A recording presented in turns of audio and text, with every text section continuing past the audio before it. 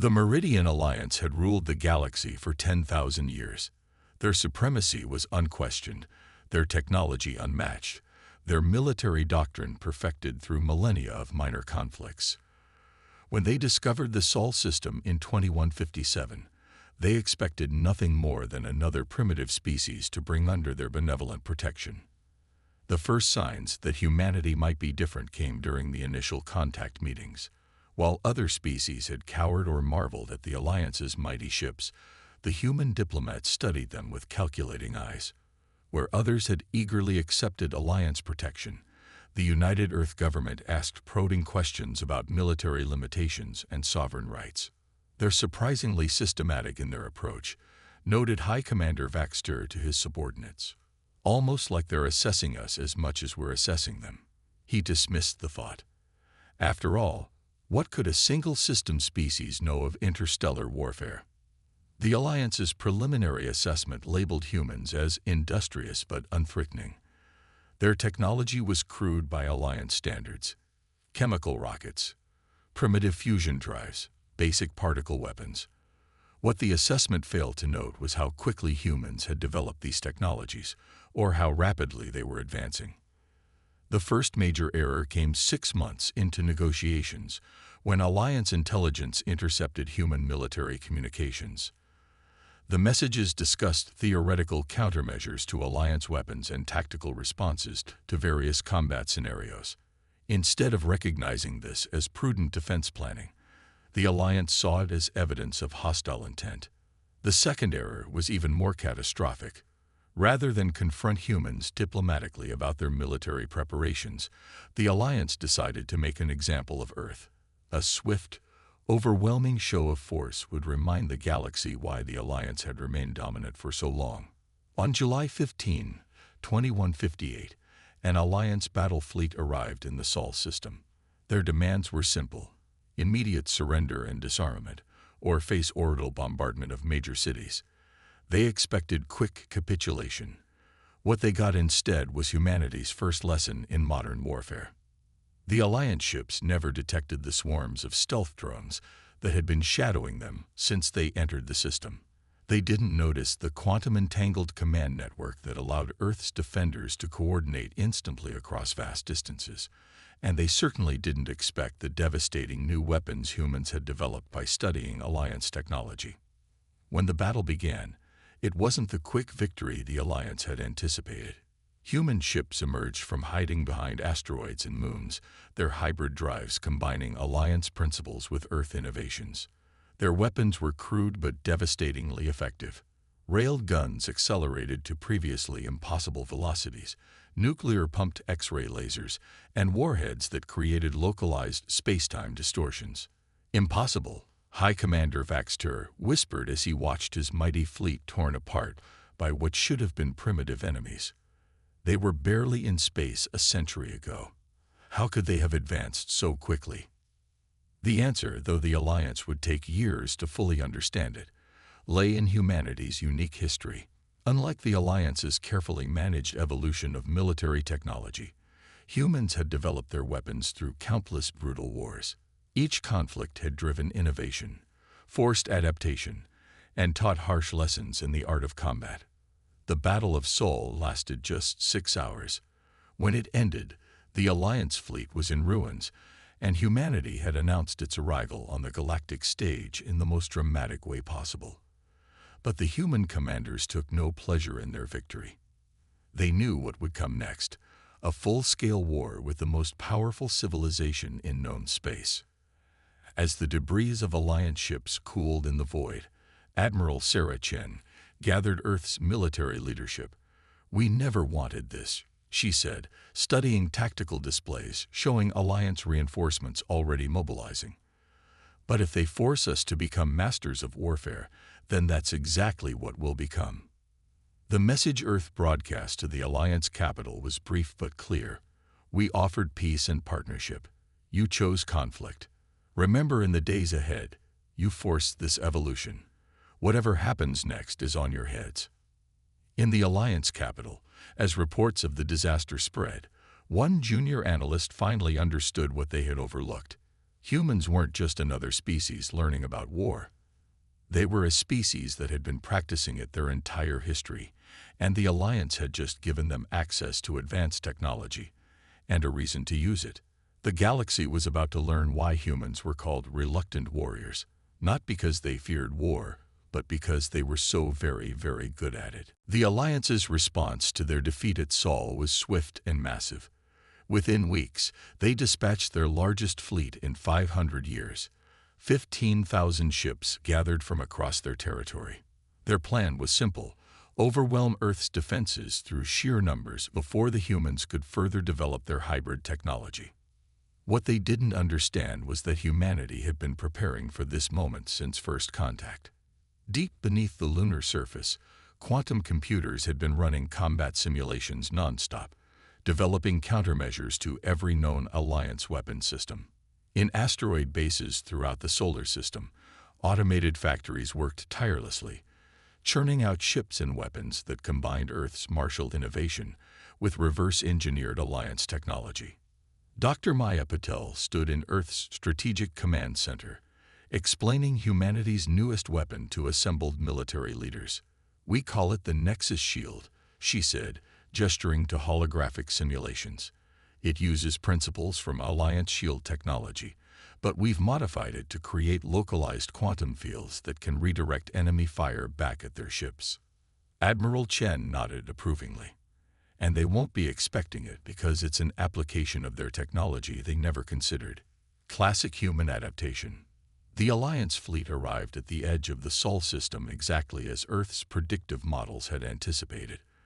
Their formation was textbook perfect, following doctrines developed over thousands of years. That predictability would prove to be their undoing. The battle began in the Kuiper Belt. Alliance ships encountered what appeared to be minimal resistance.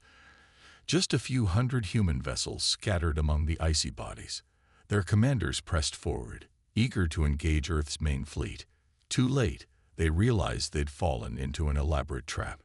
Those scattered human ships were bait, drawing the Alliance fleet into a carefully prepared killing zone. Hidden gravitational sensors had mapped every Alliance ship's position. Quantum-linked triggers waited for precise coordinates, and throughout the Kuiper Belt, thousands of modified fusion bombs lay dormant, each one wrapped in experimental space-time distortion fields.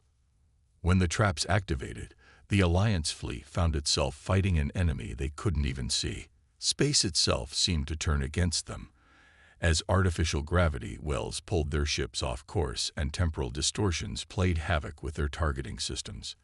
Human vessels struck from unexpected vectors, their hybrid drives allowing them to execute maneuvers that Alliance tactical doctrine had deemed impossible. On the bridge of the Alliance flagship, High Admiral Kextal watched in horror as his carefully organized formation dissolved into chaos. "How are they doing this?" he demanded.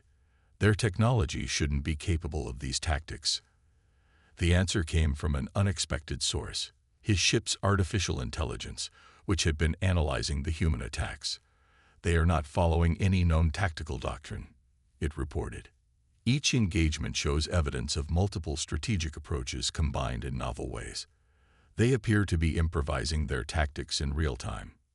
This was perhaps the greatest advantage humans had over the Alliance: the ability to adapt and innovate in the middle of battle. Where Alliance commanders relied on proven strategies refined over millennia, human officers were encouraged to think creatively and take calculated risks. The battle raged for 3 days. Alliance ships found their advanced weapons negated by human countermeasures they'd never imagined. Their formations were disrupted by guerrilla tactics that seemed to defy conventional space combat logic. And with each passing hour, human forces learned and adapted, becoming even more effective at exploiting Alliance weaknesses. When the fighting finally ended, the Alliance had lost over 60% of their fleet. The survivors retreated in disarray, leaving behind a debris field that would serve as a monument to their hubris. But there was no celebration among Earth's forces, only grim determination for the battles yet to come. In the aftermath, Admiral Chen addressed the United Earth Council. "We've won a significant victory," she acknowledged. "But this is just the beginning. The Alliance will be back, and next time they won't underestimate us. We need to be ready." The Council's response was unanimous. Earth would commit everything to the war effort, not for conquest or revenge, but to secure a future where humanity could exist free from Alliance domination. Every scientific breakthrough, every technological innovation would be examined for its military potential.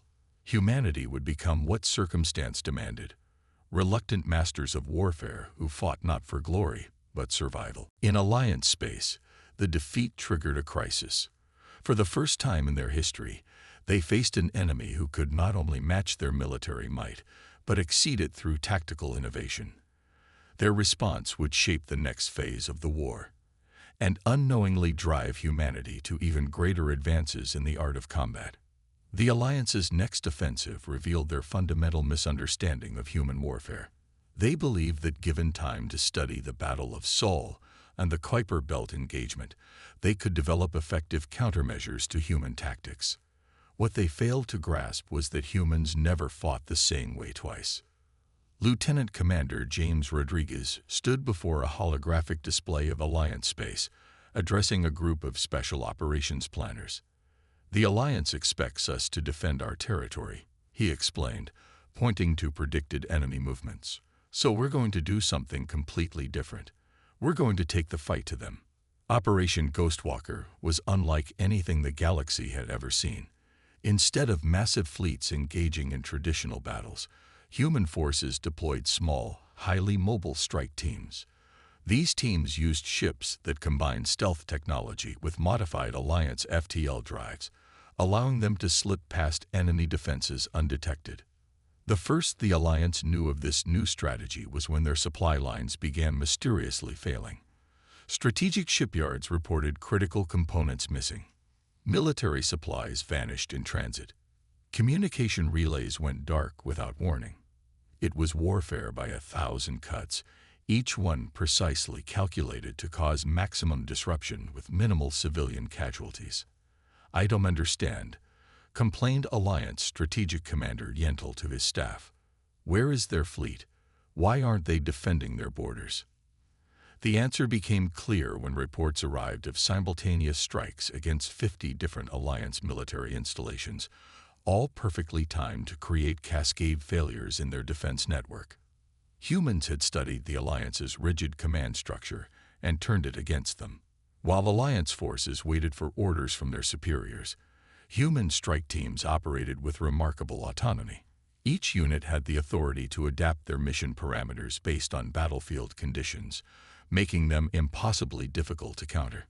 But it wasn't just military targets that humans struck. Their intelligence operations were equally revolutionary. Human hackers, augmented with AI systems that could process Alliance code in real time, began infiltrating enemy networks. They didn't destroy these systems, they subtly altered them, introducing small errors that would compound over time. The psychological impact was perhaps even more significant than the physical damage. Alliance military personnel began second-guessing their systems, unsure what data they could trust. The confidence that had once been their backbone began to crumble in the face of an enemy they couldn't effectively fight. Dr. Sarah Chen, now leading Earth's strategic operations, reviewed the latest intelligence reports with grim satisfaction. The Alliance built their military on the assumption that warfare is about overwhelming force, she noted. "We're showing them that it's really about adaptation and precision." The turning point came at the Battle of Proxima Centauri. The Alliance, frustrated by human guerrilla tactics, committed a massive fleet to what they thought was Earth's first colony. They planned to force humanity into a conventional engagement by threatening civilian targets. Instead, they found themselves caught in humanity's most ambitious trap yet. The colony was a fake, a massive holographic projection combined with artificial heat signatures and communication chatter. As Alliance ships moved to surround it, they triggered quantum-linked mines that had been quietly seeded throughout the system over the previous months. The entire fleet was crippled in minutes, without a single human ship firing a shot. But even as they celebrated this victory, Earth's leadership felt the weight of their success. They had become too good at warfare, too effective at finding new ways to kill. The Alliance's casualties were mounting, and with them, the risk that this conflict would escalate beyond anyone's control. In a private meeting after the Proxima operation, Admiral Chen voiced what many were thinking. "We're winning," she said, "but at what cost? We're becoming exactly what we never wanted to be, a species defined by our capacity for warfare." The response came from an unexpected source, a young tactical officer who had been analyzing Alliance communication patterns. "Maybe that's exactly why it has to be us," she suggested. "We're good at war precisely because we don't want to be.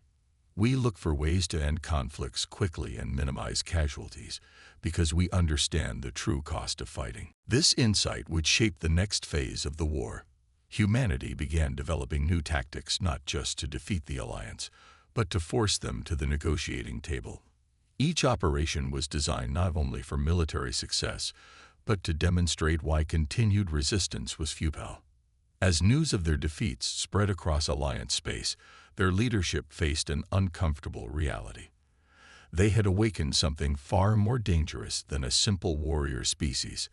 They had forced the evolution of a civilization that combined technical brilliance with strategic creativity, tempered by a deep reluctance to use their martial prowess, unless absolutely necessary.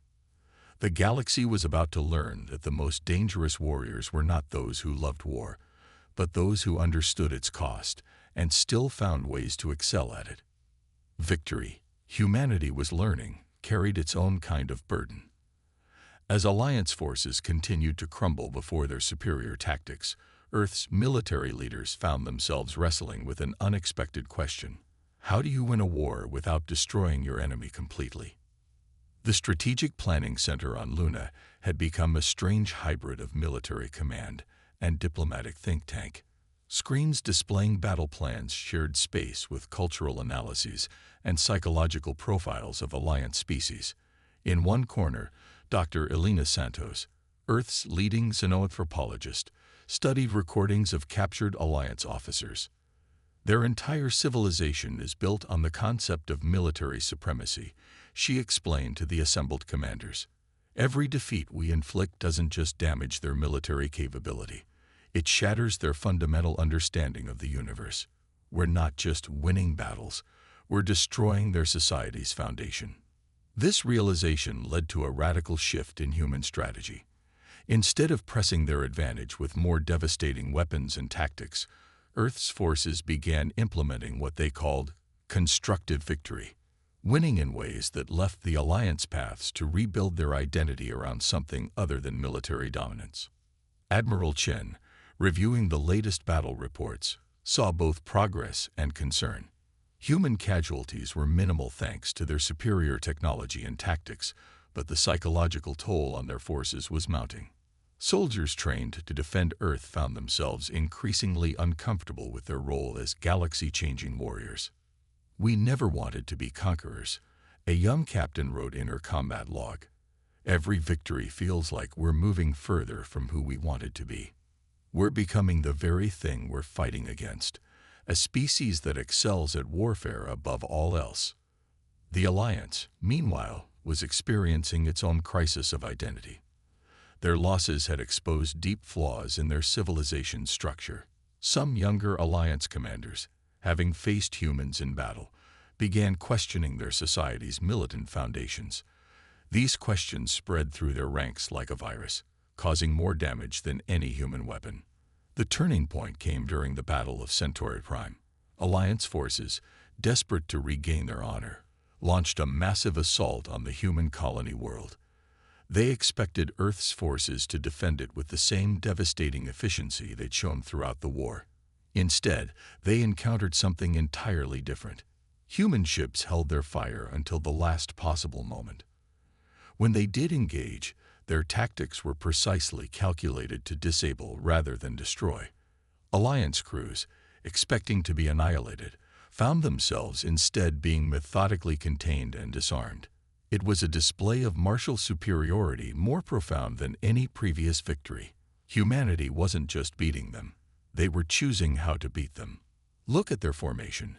Admiral Chen pointed out to her staff, watching the battle unfold. They're fighting exactly as they always have, following the same doctrines that failed them before. They literally cannot conceive of another way to fight. And that's why we have to show them another way to live.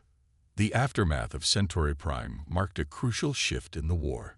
Having demonstrated their absolute military supremacy, human forces began interspersing their victories with opportunities for dialogue.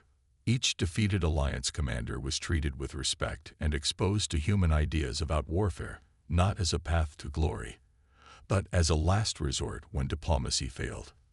But this approach carried its own costs. Some human soldiers struggled with the restraint required by the new strategy. "We could end this war in a day," one frustrated officer argued in a staff meeting. "Instead, we're fighting with one hand tied behind our back." The response came from General Marcus Wong, who had commanded forces since the first battle at Seoul. "The goal isn't to end the war," he explained. "The goal is to end it in a way that prevents the next one. Anyone can destroy an enemy. We're trying to transform one into an ally." This philosophy began to show results as more Alliance commanders experienced human warfare firsthand. They saw not just superior tactics and technology, but a fundamentally different approach to conflict. Humans fought not for glory or dominion, but with precise goals and a constant eye toward eventual peace. In the Alliance capital, the first serious peace overtures began to emerge. A growing faction argued that continuing the war was not just futile but counterproductive. Humanity had proven themselves not just capable warriors, but masters of warfare who chose to use that mastery with restraint. Yet on Earth, victory brought its own form of exile. Having demonstrated their martial prowess to the galaxy, humans knew they could never return to being seen as just another species. They had become something both admired and feared, reluctant warriors whose very reluctance made them more formidable. As the war entered its final phase, Admiral Chen found herself looking beyond victory to its consequences. "We've shown them a better way to fight," she told her staff. "Now we have to show them a better way to live. Otherwise, all we've done is replace one form of military dominance with another." The galaxy watched and waited, wondering what these reluctant masters of warfare would do with their hard-won supremacy. The answer would reshape interstellar civilization for millennia to come. The final battle of the war came not with a thunderous exchange of weapons, but with a choice. The Alliance's remaining battle fleets had gathered for one last desperate offensive against Earth. But as they prepared to launch their attack, humanity showed them something unprecedented in the history of warfare: mercy from a position of absolute strength. Instead of annihilating the Alliance fleet, which they could have done with ease, Earth's forces broadcast a simple message across all frequencies: "We will meet any ship that wishes to talk with open arms and powered-down weapons. We will destroy any ship that fires first. The choice is yours." In the Alliance flagship's command center, High Admiral Vextrol received the transmission with trembling hands. The humans had consistently demonstrated their superior combat capabilities throughout the war. But this, offering peace while holding overwhelming military advantage. This was something the Alliance had never encountered in 10,000 years of warfare. "They could destroy us all," his tactical officer observed quietly. "Instead, they're offering us a choice. Maybe that's why they're better at war than us." They never forgot how to make peace. One by one, Alliance ships began powering down their weapons. Not all at once. Some remained combat-ready, watching suspiciously for any sign of human treachery. But as hours passed and humans maintained their peaceful stance, more ships joined the silent majority.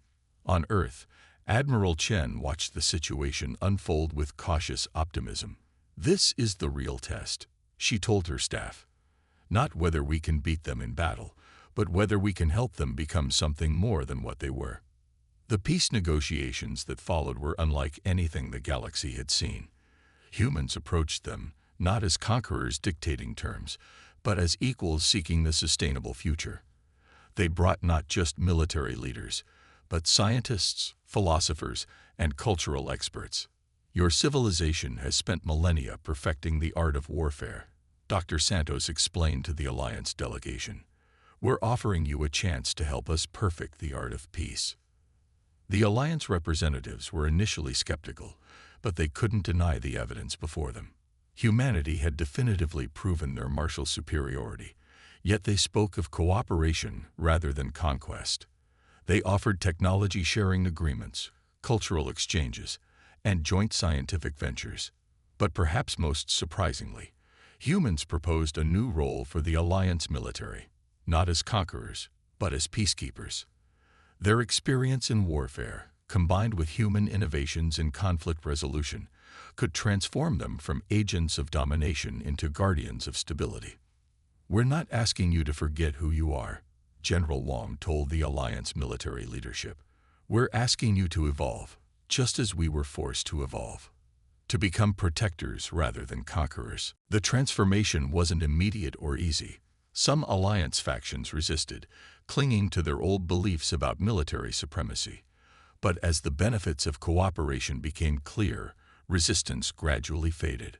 Alliance officers began training with human instructors, learning not just new tactics, but new ways of thinking about conflict and resolution. 5 years after the war's end, the galaxy had changed profoundly.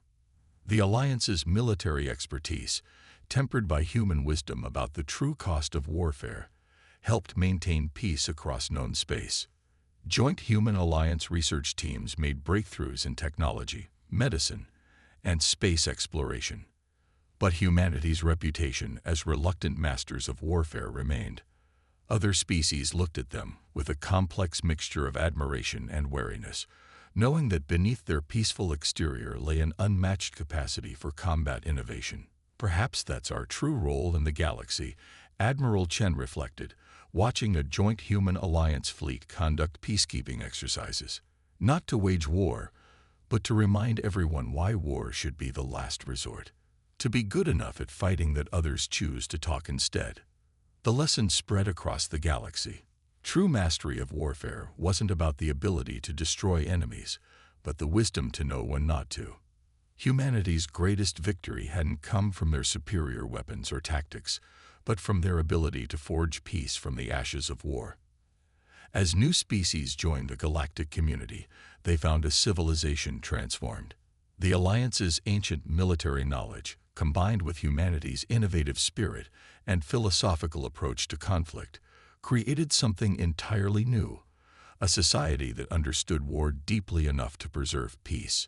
And if any species wondered why humans were considered the galaxy's reluctant masters of warfare, they needed only to look at how they had won their greatest victory, not through destruction, but through the courage to offer peace when they could have chosen annihilation. The stars had seen countless warrior species rise and fall across the eons, but they had never before seen one that fought so brilliantly while yearning so deeply for peace. In the end, that contradiction proved to be humanity's greatest strength and their greatest gift to the galaxy.